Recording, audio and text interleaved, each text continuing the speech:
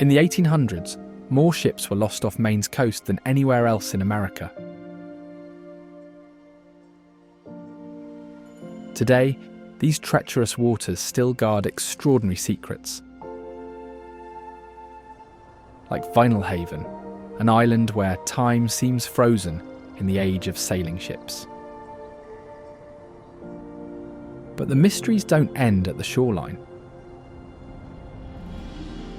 From Fort Knox's untold stories of preparation for wars that never came, to Mount Battie's stone tower that commemorates battles fought an ocean away. These forgotten places reveal a side of Maine that challenges everything we thought we knew.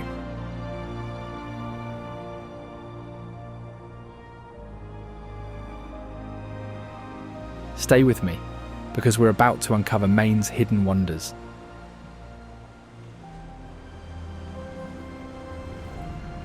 Places so extraordinary that you'll wonder why no one ever told you about them before.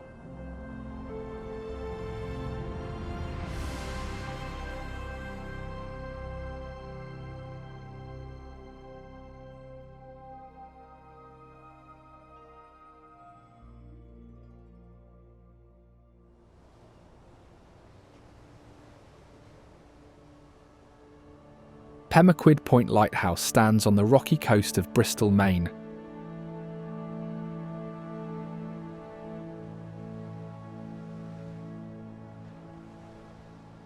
Built in 1827, it was one of the first lighthouses commissioned after the American Revolution.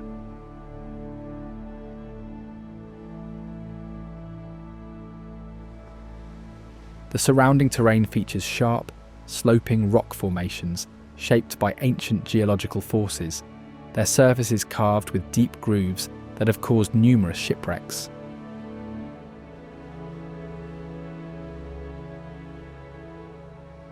One keeper, Marcus A. Hanna, earned recognition for rescuing 2 sailors during a winter storm in the 1880s.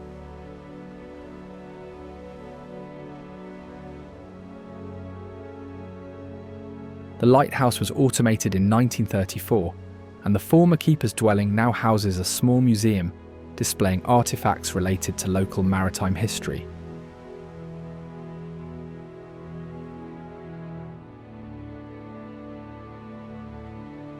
In 2003, the structure's distinctive tower and rocky base were officially depicted on one of the US state quarters.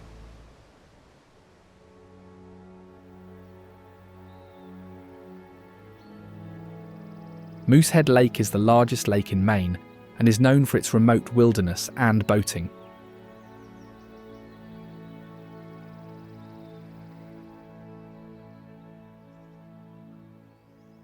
Its name originates from its shape, which early mapmakers compared to the antlered head of a moose, an animal still frequently spotted along its shores.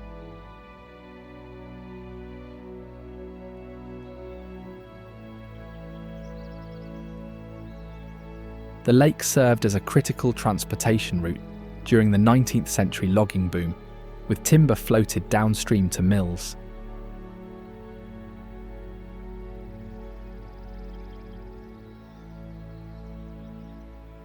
Steamships later carried workers and travellers, connecting secluded settlements.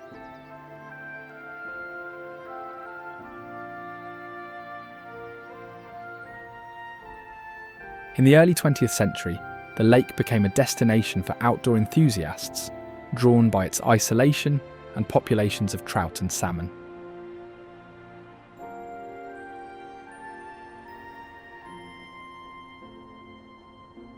A significant event occurred in the 1920s when pilots used a frozen lake as a makeshift runway during an early transcontinental air race.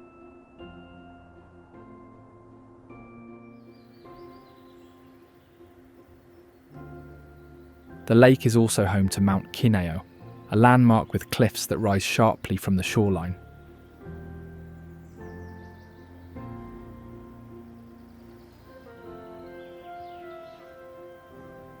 In the 19th century, the mountain drew tourists arriving by steamship to stay at a sprawling hotel on its base.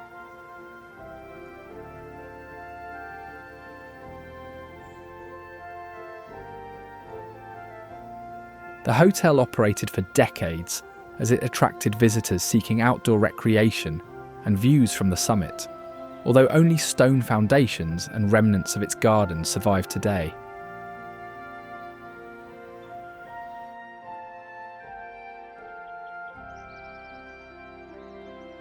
It also features a historic fire tower that was erected atop the mountain in the early 20th century to monitor wildfires.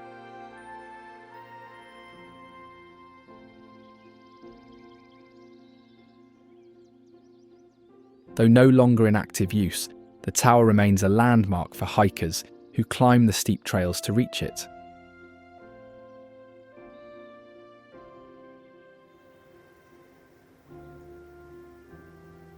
The mountain slopes are now part of a public reserve, with efforts focused on preserving its trails and preventing erosion.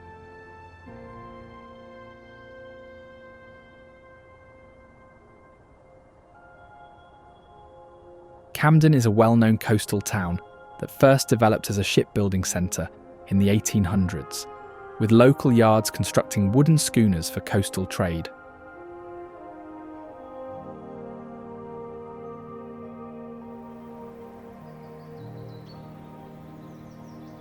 By the early 20th century, Camden transitioned to recreational sailing, spurred by its reliable winds and sheltered coves.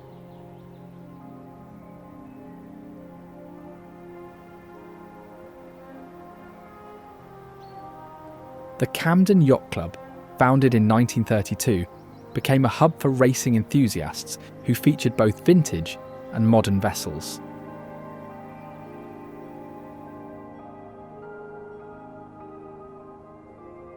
The town's waterfront once hosted factories producing lime, rope and sails, though few structures from that era survive.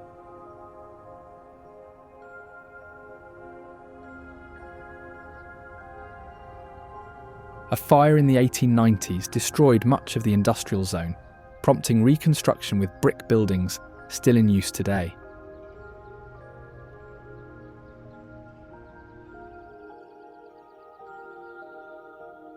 Interestingly, its deep harbour rarely froze, but during a particularly harsh winter in the late 19th century, ice was harvested from the bay and shipped to cities as a pre-refrigeration coolant.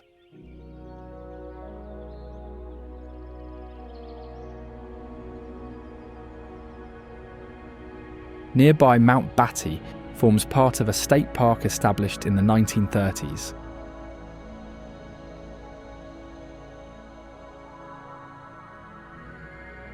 A stone tower atop the mountain commemorates local soldiers who served in World War I.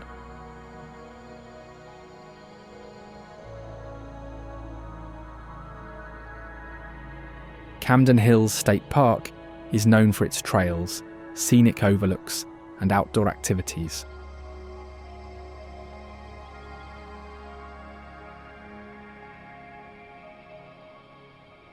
Established in the 1930s, it encompasses a range of rugged hills shaped by ancient glacial activity.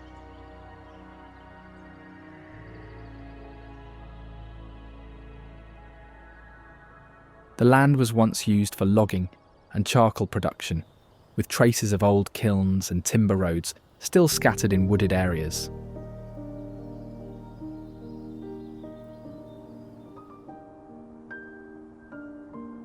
The park's trails follow routes originally forged by workers and indigenous communities, though human activity from long before has been discovered.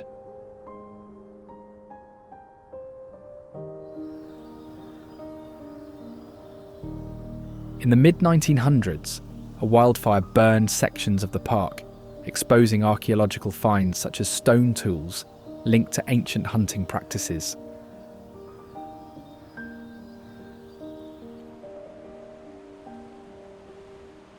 Curtis Island Lighthouse stands on a small island at the entrance to Camden Harbour, guiding boats through the waterway.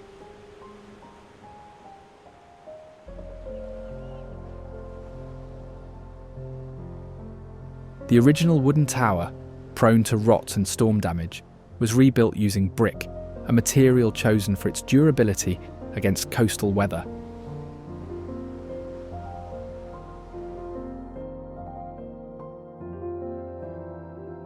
The lighthouse was initially operated by keepers who lived on the island, tending to the light and ensuring it functioned properly.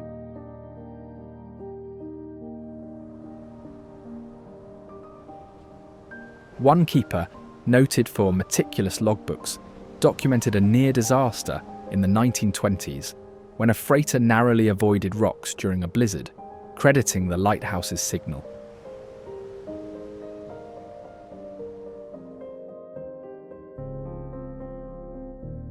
The island's isolation also required supply deliveries by boat, with keepers often rowing through rough seas.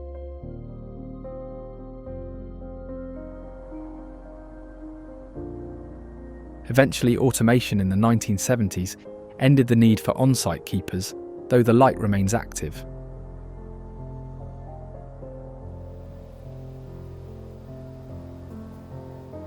Fort Knox and the Penobscot Narrows Bridge are closely linked by history and location.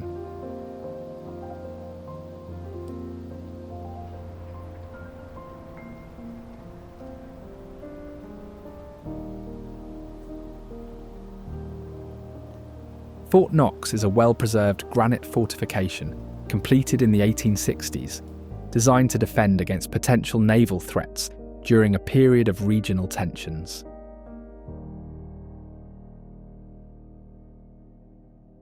Its thick walls and underground tunnels held artillery, though its cannons were never fired in conflict.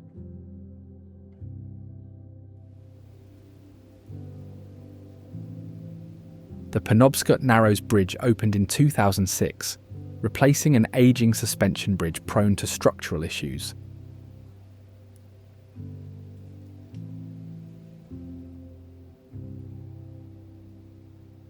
Its most distinctive feature is a 420-foot observatory tower integrated into one of the pylons, making it the tallest public bridge observatory of its kind.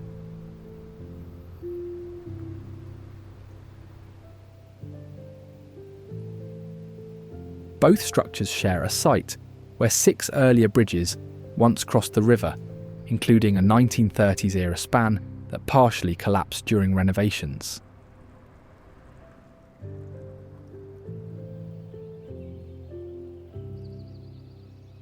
Vinalhaven is an island town in Penobscot Bay, accessible only by ferry.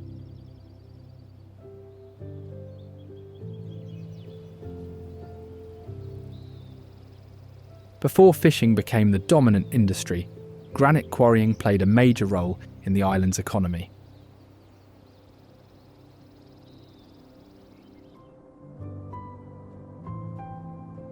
Stone from Vinalhaven was used in construction projects in different parts of the country.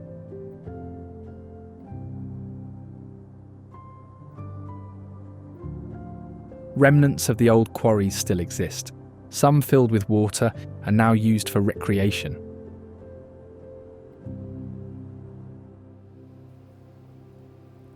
Over time, as demand for granite declined, fishing became the primary way of life for most residents, most notably lobster fishing.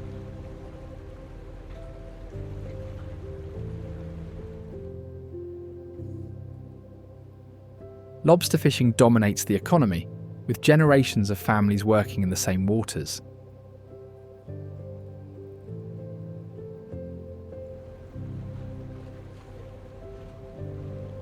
The work starts early in the morning, with lobstermen heading out to check their traps, which are placed in the waters of the Gulf of Maine.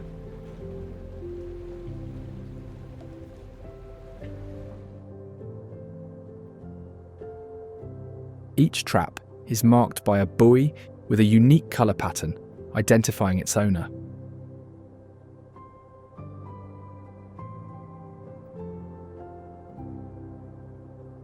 The island's harbour organises fishing territories through a cooperative system called harbour gangs, minimising disputes over trap placements.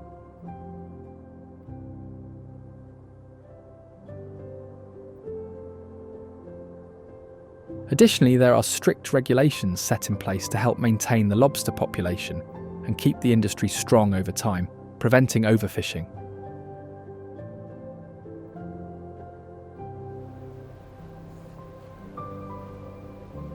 Lobstermen measure each catch, releasing any that are too small or too large to keep the population sustainable, while egg-bearing females are also returned to the water to ensure future generations.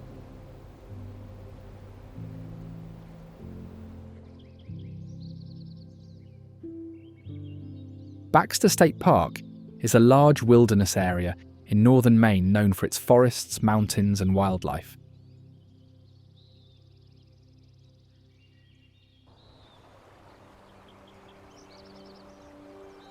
Its mix of dense forests, marshes and waterways creates an ideal habitat for animals such as moose.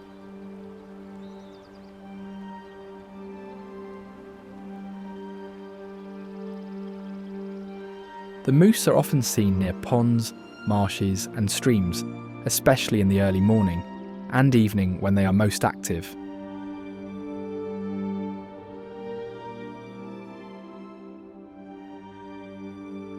As the largest land mammals in the region, weighing over 1,000 pounds, they rely on aquatic plants for nearly a third of their diet, often wading into ponds to feed.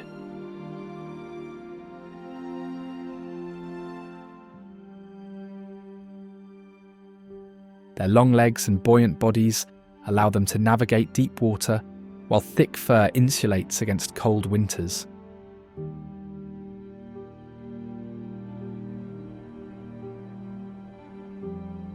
Males grow wide antlers each spring for mating displays, which are often sought by rodents for calcium.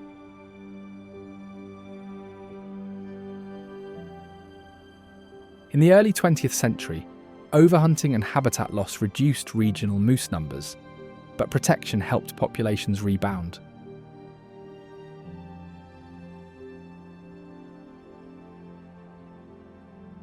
Today, the park's restricted road access and limits on development aid their survival, with seasonal road closures during calving season to minimise disturbances.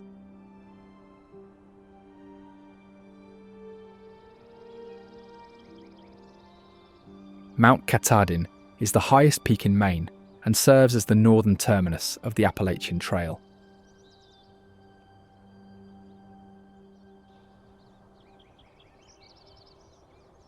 It is a granite massif sculpted by glaciers, its ridges and valleys shaped during the last ice age.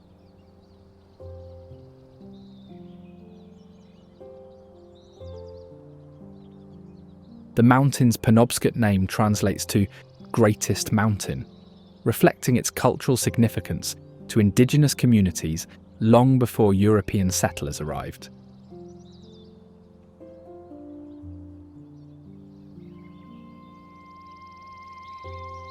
Early explorers described it as unclimbable until the first documented ascent in 1804 by a surveyor whose team used iron hooks to scale steep cliffs.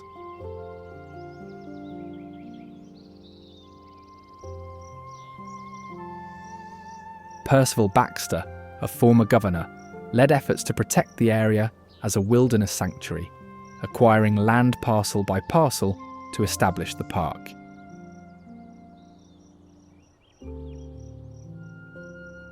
His provisions barred paved roads and commercial development, ensuring the mountain retained its natural, rugged character.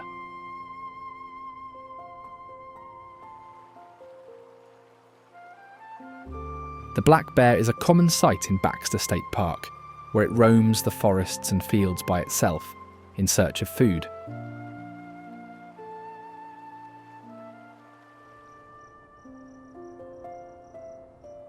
As omnivores who consume a wide variety of foods, they tend to use their climbing skills and are often seen in trees foraging or resting.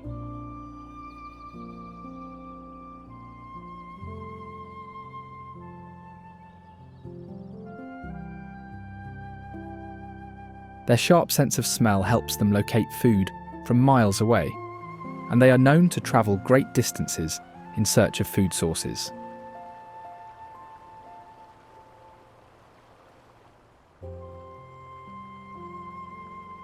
Though generally very elusive and not aggressive, they can become defensive if they feel threatened or if their cubs are nearby.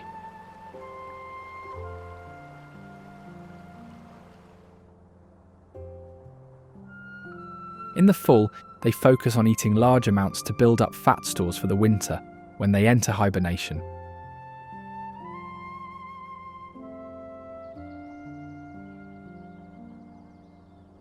These animals also play a key role in maintaining the balance of the ecosystem, controlling populations of smaller animals, and helping to disperse seeds from the plants they eat.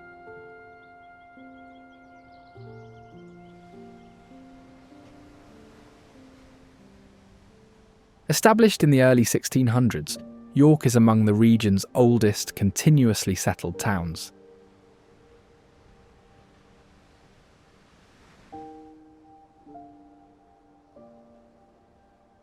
Its history includes conflicts between colonists and indigenous communities, notably the 1692 Candlemas Massacre, when raiders destroyed much of the village.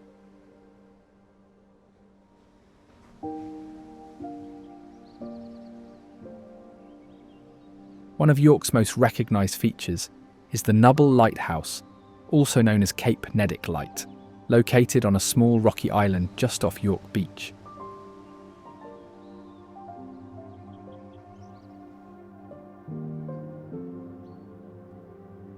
Built in 1879, the lighthouse was constructed to guide ships safely around Cape Neddick and into the nearby harbour.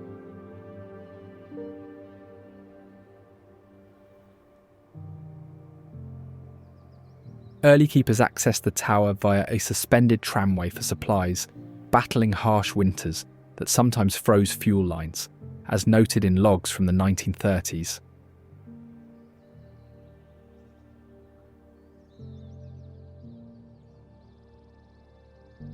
The station was automated in 1987, though its original Fresnel lens remains operational.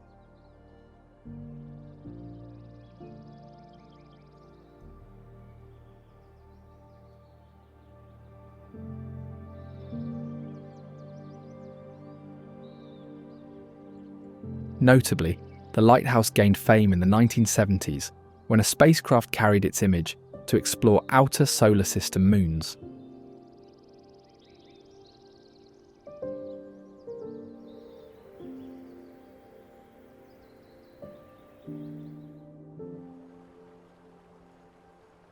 Tobey Falls is a scenic waterfall on Tobey Stream, renowned for its clear waters flowing over multiple tiers.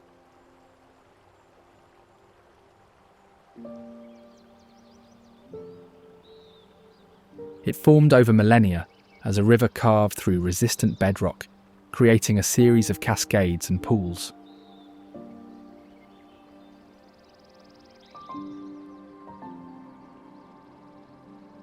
Natives used the area for seasonal fishing, with stone weirs still visible in shallow sections during low water.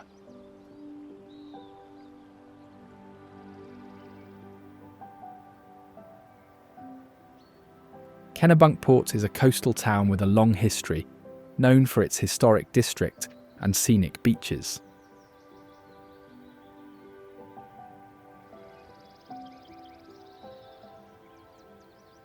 The town's shipbuilding roots date to the 1700s, when local yards constructed brigs and schooners for transatlantic trade.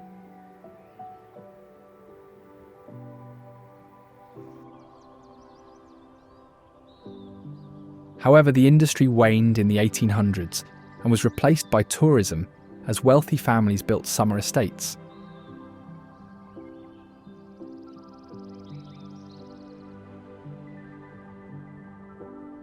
One of the town's most notable features is its connection to former US President George H.W. Bush, who often spent his summers in Kennebunkport at a private residence known as Walker's Point.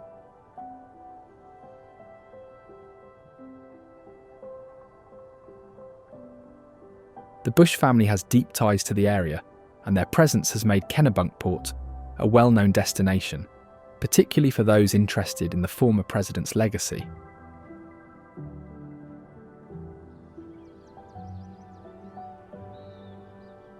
Additionally, the town's historic district includes federal-style homes and a white steepled church built in 1872.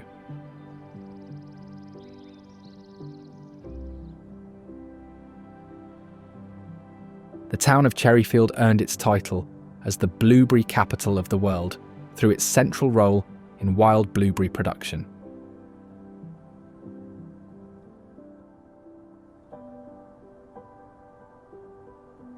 These berries, distinct from cultivated varieties, grow naturally in acidic, glacially formed soils.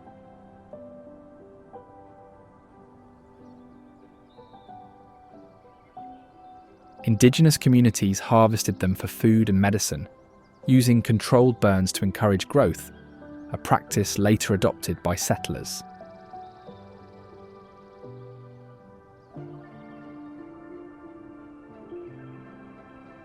Unfortunately, climate shifts have altered bloom times, increasing vulnerability to late frosts.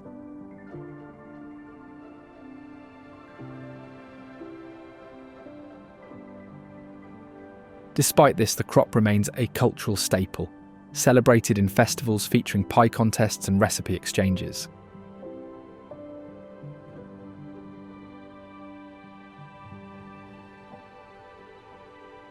Today, the town's economy still majorly revolves around blueberry farming, with seasonal workers arriving each summer to harvest.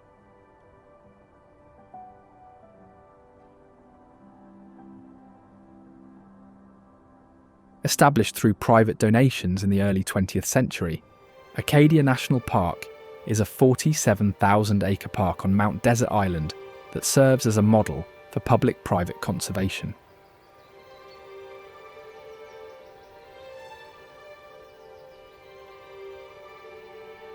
John D. Rockefeller Jr. funded over 50 miles of carriage roads, designed to blend with the terrain using locally quarried stone and iron bridges.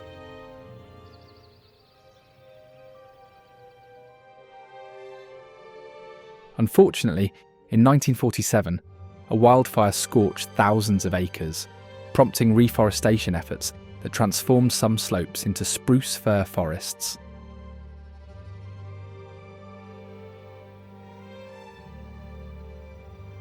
Jordan Pond is one of the park's well-known spots, a serene glacial pond flanked by the Bubbles, twin rounded peaks named for their shape.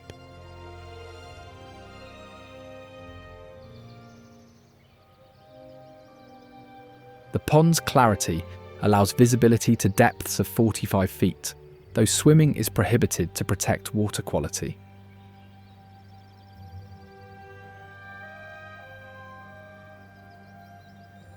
A shoreline trail passes remnants of 19th century trout farms.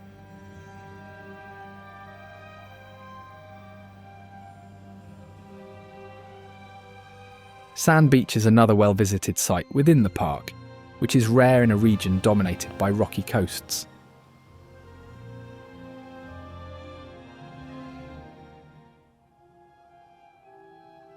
It consists largely of crushed shells deposited by waves.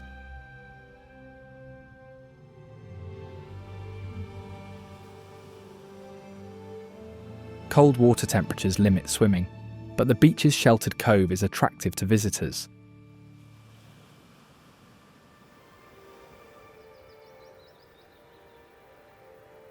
Constructed in 1858, the Bass Harbour Head Lighthouse marks the island's southern tip.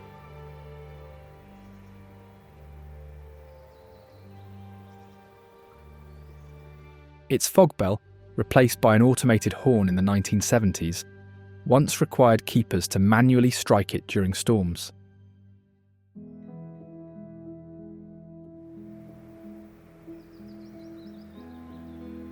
The tower's red light remains an active navigational aid, though the keeper's house is now a private residence.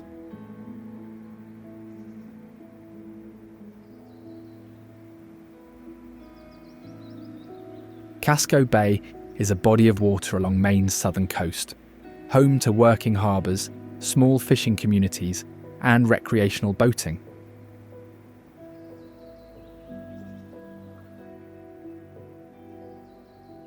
Its glacially carved channels and islands have served as a hub for maritime activity for a long time.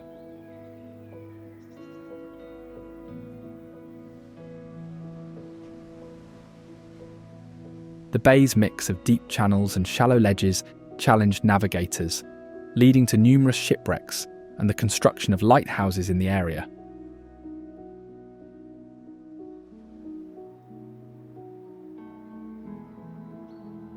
The Casco Bay Islands are a group of small islands, each with its own character and history, and accessible by ferry, such as Peaks Island.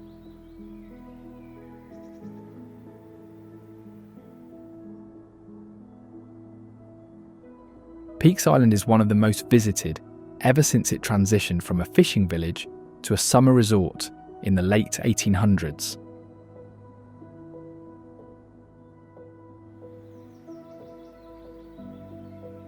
Seasonal cottages became year-round homes as artists and commuters settled, though remnants of old amusement parks and artillery batteries remain.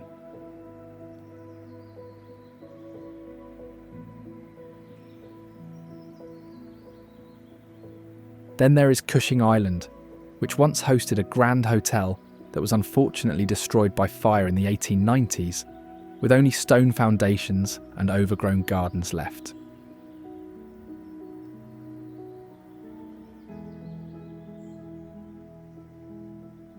Meanwhile, Bailey Island connects to the mainland via a unique cribstone bridge consisting of granite slabs stacked without mortar, allowing tides to flow through.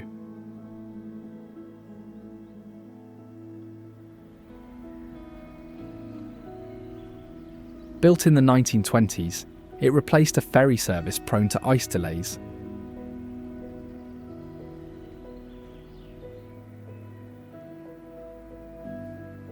Located on a small islet in the bay called Hog Island Ledge is the historic Fort Gorges, an abandoned granite fortification that was built from 1858 to 1864.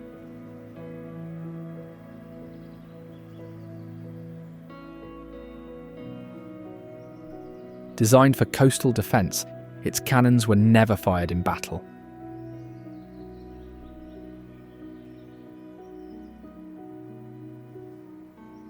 The interior, stripped of metal during wartime scrap drives, now features graffiti dating to the early 1900s.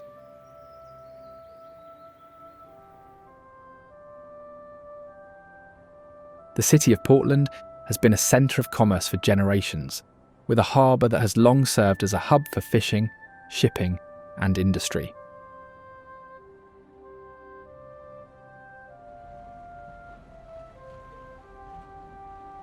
Its waterfront remains active today, with fishing boats, cargo ships, and ferries moving through the harbour.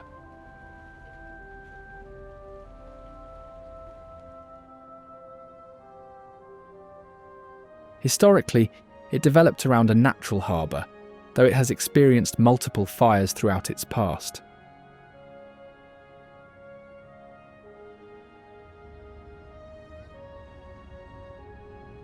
In fact, there was a most devastating fire in the mid-1800s that destroyed much of the city, prompting reconstruction with brick and granite.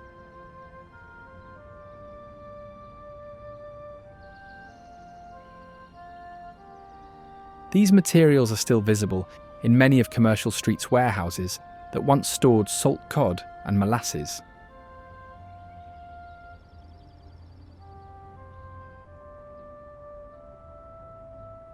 The arrival of railroads expanded access to inland markets, while ice harvested from Back Cove was shipped as far as the Caribbean.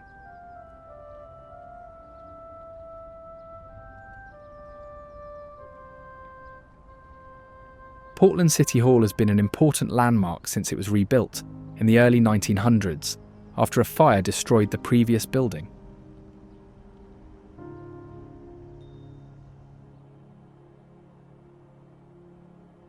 It is a historic, Beaux-Arts-style government building that houses the city's municipal offices,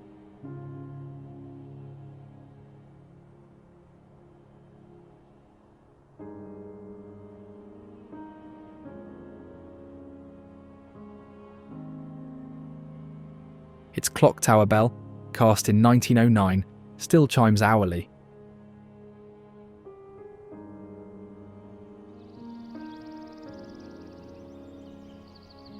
The Portland Observatory, built in 1807 by a retired sea captain, served as a maritime signal tower,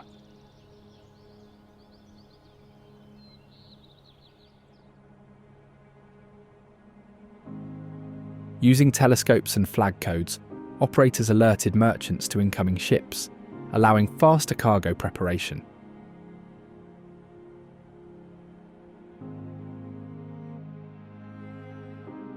It stands as the last remaining maritime signal tower of its kind in the country and offers views of the harbour and surrounding areas.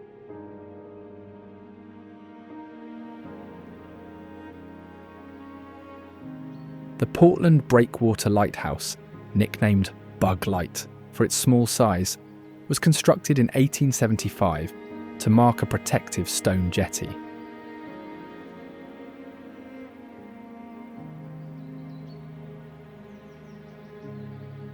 Its cast-iron design, inspired by Greek columns, replaced a wooden beacon prone to ice damage.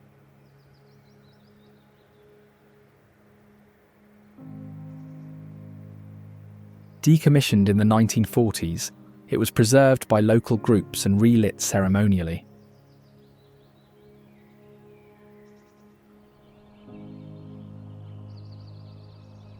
The Piscataquis River flows through forested land, small towns and rural communities, shaped by glacial meltwater that carved its winding course through slate and shale bedrock.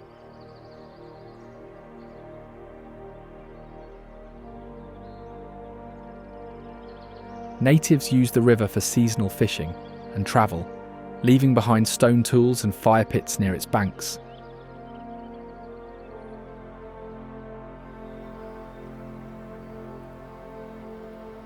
In fact, its name derives from an Abenaki term, meaning at the river branch, referencing its junction with smaller streams.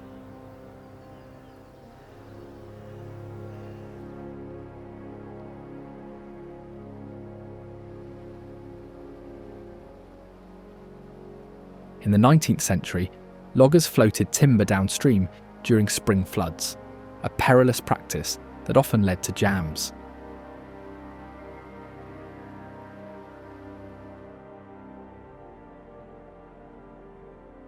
One such jam in the 1870s required dynamite to clear, scattering wood across floodplains.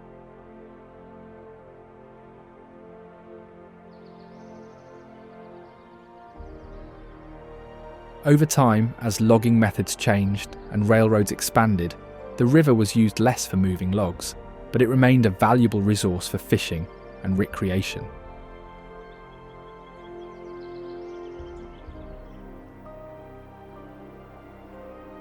Penobscot Bay is a large coastal bay characterised by its scenic islands and sailing opportunities.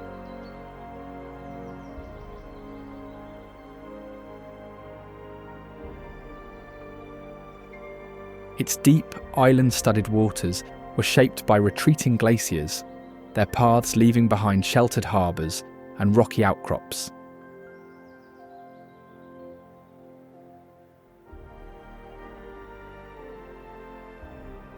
Early tribes fished their coves for millennia, while European settlers later exploited its cod stocks and salt-curing catches for overseas trade.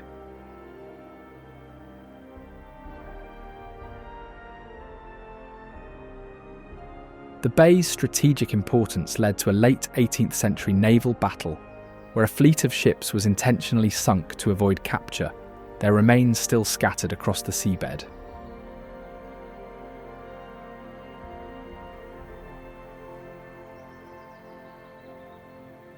Shipbuilding became a major industry, with wooden sailing vessels constructed in towns along the coast.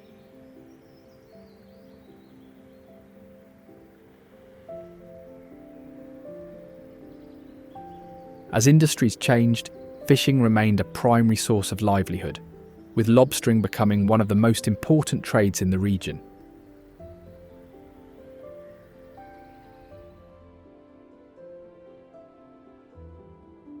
The mid-coast city of Rockland emerged as a centre for lime production in the 19th century, its kilns burning locally quarried limestone to create mortar for construction.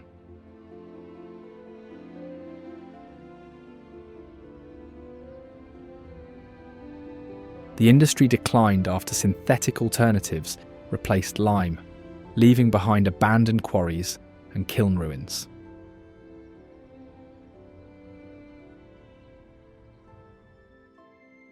A fire in the 1880s destroyed much of the downtown, prompting reconstruction with brick buildings still housing shops and galleries.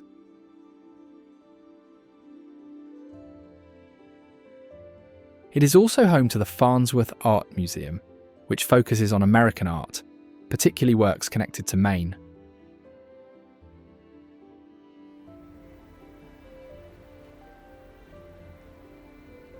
Rockland Harbour is a deep-water harbour that has played a key role in the town's development, serving as a protected waterway for shipping and fishing.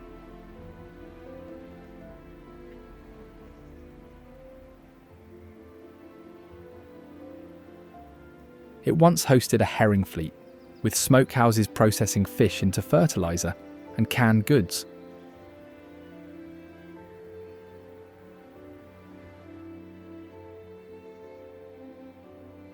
Lobster boats dominate the docks today, their catches shipped worldwide from a waterfront icehouse converted to a processing facility.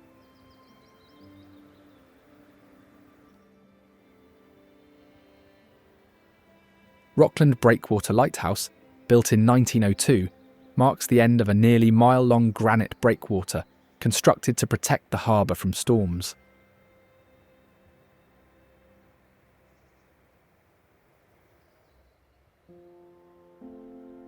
Workers hand-placed each block during the late 1800s, creating a walkable path exposed at low tide.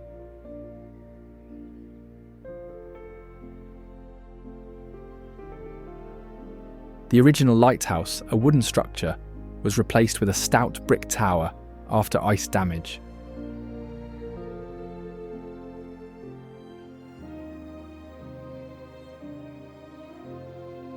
Interestingly, a 1940s logbook details a keeper's struggle to relight the lamp during a blizzard after the chimney had shattered.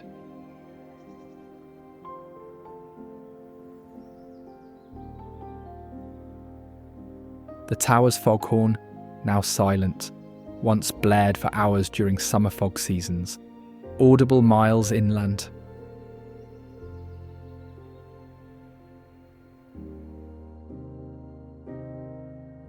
Rangeley is a small town in western Maine, known for outdoor recreation, though it traces its origins to early settlers, drawn by abundant timber and fish.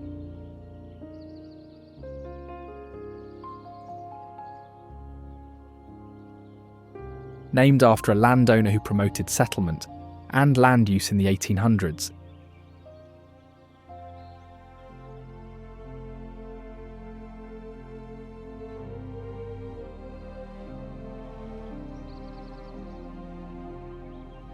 The town became a hub for logging and sport fishing. The town is home to one of the largest bodies of water in the region, Rangeley Lake.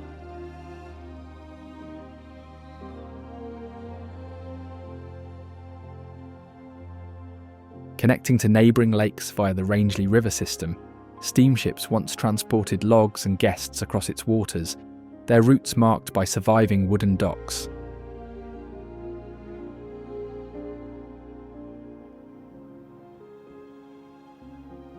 The lake's depth and cold temperatures sustained populations of landlocked salmon, introduced in the 1800s to replace overfished native trout.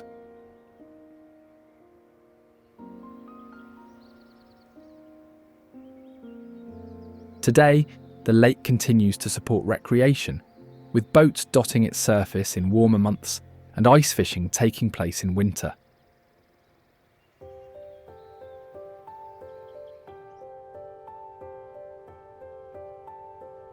Saddleback Mountain, recognised by its distinctive ridgeline, has been a centre for winter sports for years, with trails that offer skiing and snowboarding opportunities.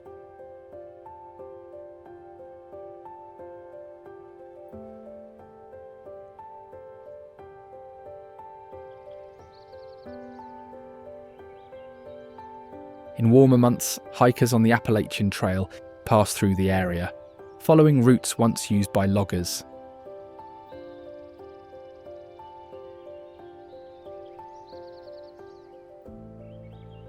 Sparhawk Mill stands on the banks of the Royal River, a 39-mile-long river in southern Maine that flows through Yarmouth and into Casco Bay.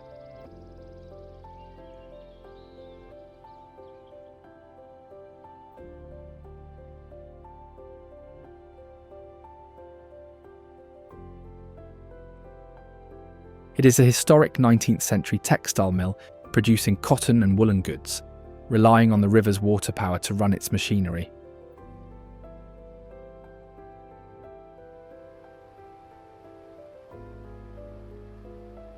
Workers at Sparhawk Mill were part of a larger network of labourers who helped produce textiles that were shipped to markets beyond the local area.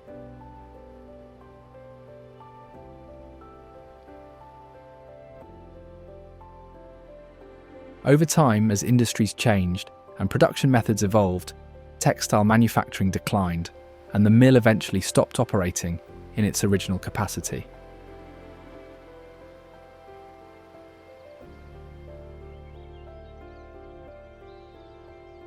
Fort Williams in Cape Elizabeth began as a military reservation with gun batteries constructed in the early 1900s.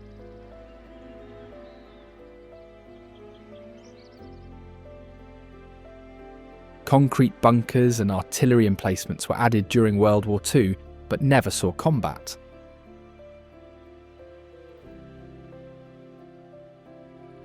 The fort was decommissioned after the war, and its land was repurposed as a public park.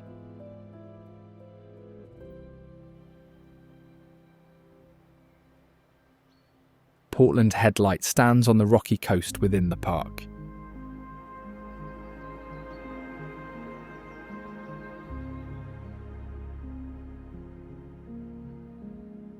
Constructed in the late 1700s, it is Maine's oldest lighthouse and has been guiding ships for centuries.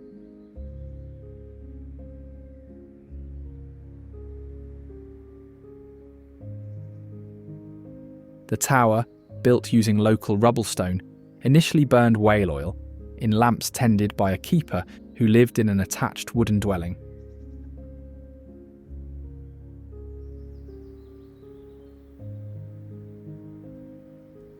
A storm in the early 1800s nearly toppled the tower, prompting reinforcements with thicker walls and iron rods.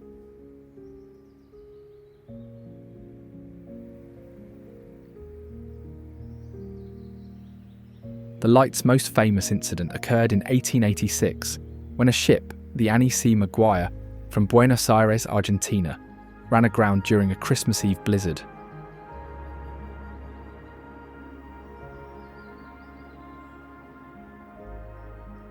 Fortunately, survivors have credited the keeper's quick response with preventing fatalities and essentially saving them from certain death.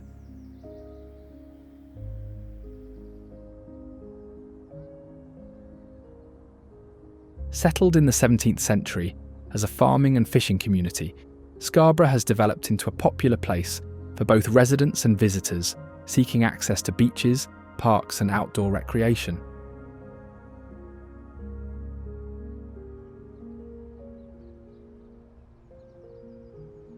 The construction of a turnpike in the 1800s linked the town to regional markets, shifting its economy toward tourism.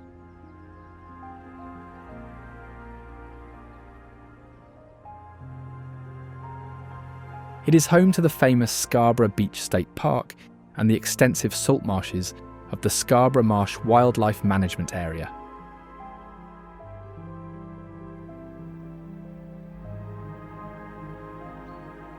A rocky peninsula named the Prouts Neck sits within the town, most renowned for its shoreline, the Prouts Neck Cliff Walk, which follows routes once used by fishermen to access tidal pools.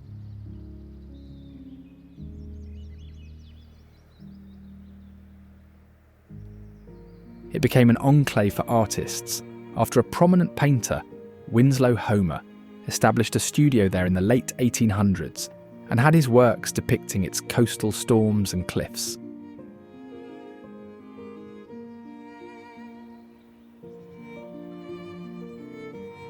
Scarborough Marsh is another significant feature of the area, being the largest salt marsh in the region.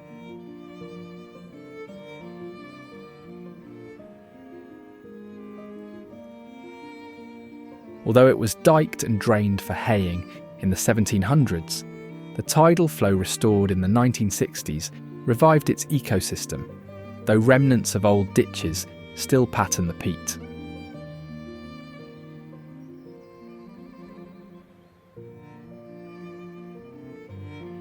the marsh's tidal creeks now support various wildlife and migratory shorebirds.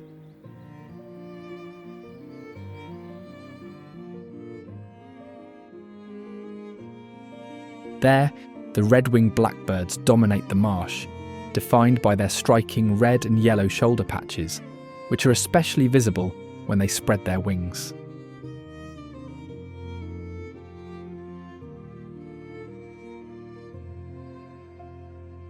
They nest in cattails, weaving cup-shaped structures anchored to stems.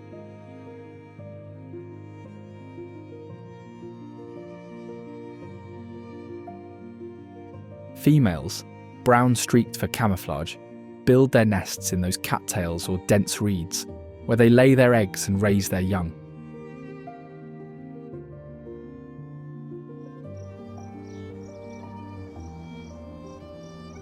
Meanwhile, the males guard against predators as they perch nearby and defend with loud calls and flared shoulder patches.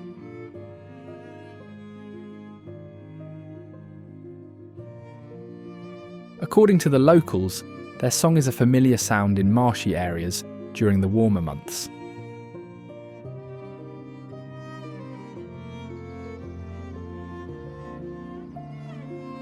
In winter, their flocks mix with other birds such as grackles and starlings, descending on farm fields to forage for seeds.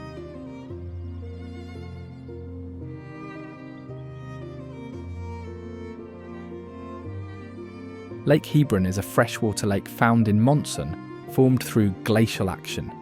Its basin was carved by ice retreat and later filled by meltwater.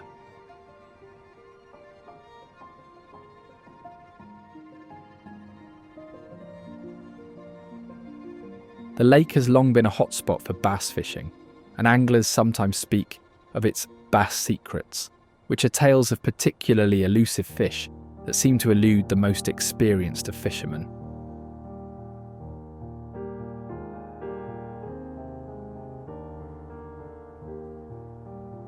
The lake's outlet was dammed in the 19th century to power sawmills, transforming it into a reservoir for logging operations.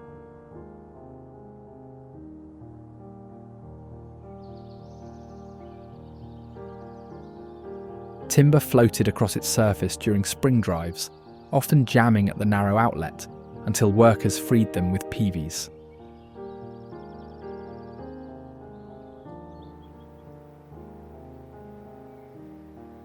Boothbay Harbor began as a shipbuilding and fishing village, its deep harbour sheltered by islands that buffer Atlantic storms.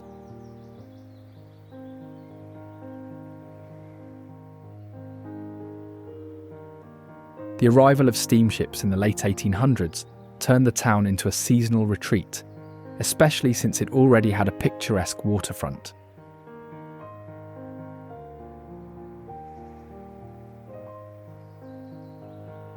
Wealthy families built cottages on nearby islands, accessible only by private ferries.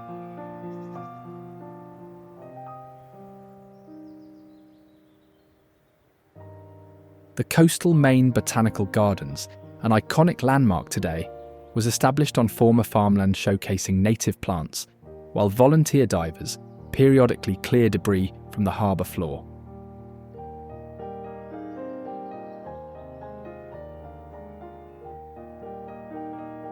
Old Orchard Beach is a popular coastal destination characterised by its 7-mile-long sandy shores and amusement park.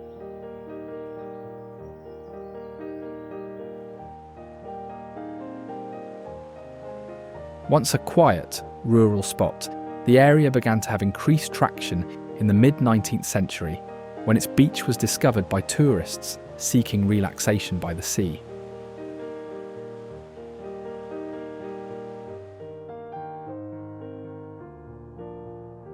A railroad extension in the late 19th century brought even more waves of visitors, particularly French-Canadian families, who arrived by train for summer stays.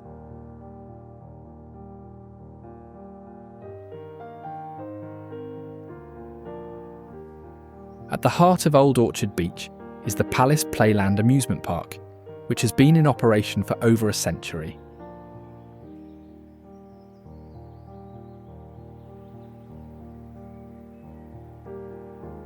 The pier, extending into the ocean, is another iconic landmark, as it offers sweeping views of the coastline and is a hub for fishing, dining and strolling.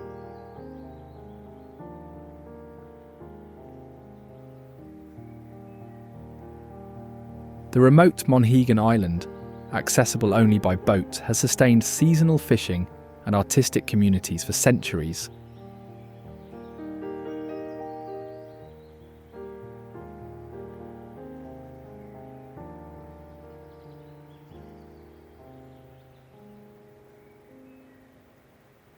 Wabanaki tribes harvested shellfish here, leaving middens exposed to erosion, while European fishermen later dried cod on wooden racks, their stone hearths still dotting sheltered coves.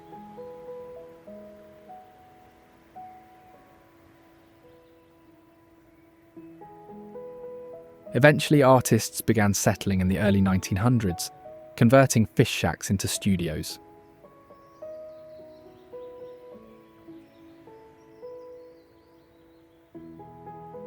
Today, its artist colony is still kept alive through several art galleries on the island that showcase works inspired by the unique environment, as well as some of the original artists' homes being preserved.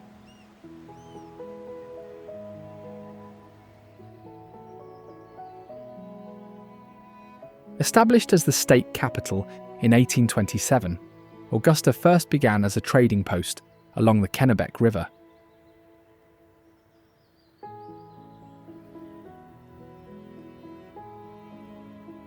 The Kennebec River has been a central feature of the city's development, serving as a route for transportation and trade for centuries.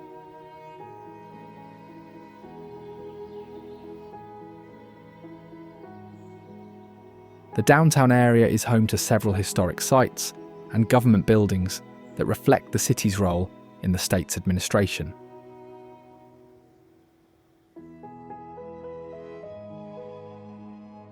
The Maine State House, completed in 1832, was designed by an architect known for early federal buildings.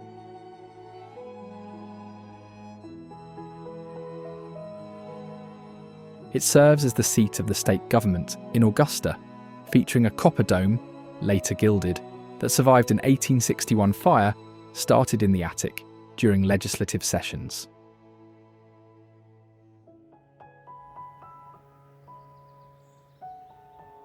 The small town of Ogunquit in southern Maine first got its name from an Abenaki term meaning beautiful place by the sea.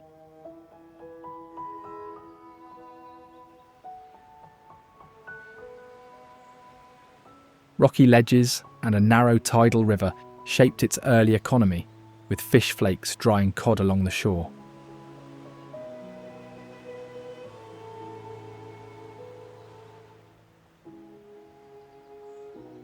A cholera outbreak in the 1800s temporarily emptied the village, but artists revived it in the early 1900s, founding one of the first modern art colonies.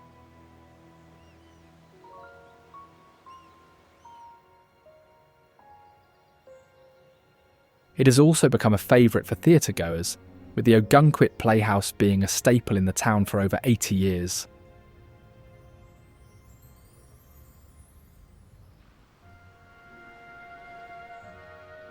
A silly but notable event happened in 1923 when thieves stole an entire icehouse stash and tried fleeing by sled.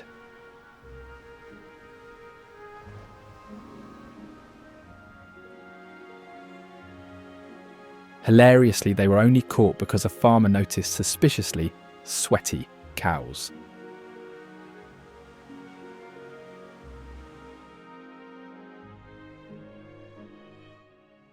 The town's beach, Ogunquit Beach, is one of its most popular spots, defined by its tidal pools and soft sand.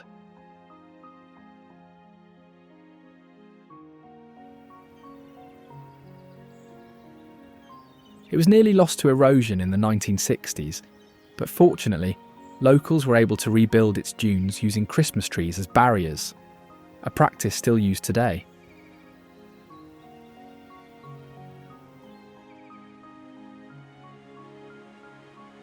Strong currents here create dangerous rips, prompting lifeguards to fly warning flags.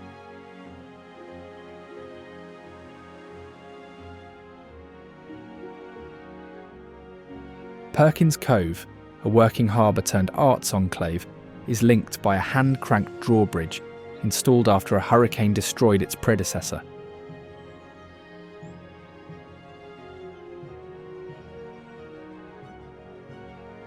The cove's underground tunnels, once used for rum running, now store kayaks.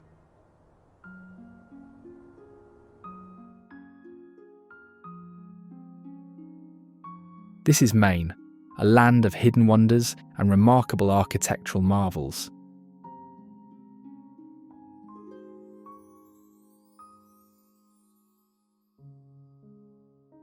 Now, if you don't want to miss the most unreal wonders of South Dakota, check out this video.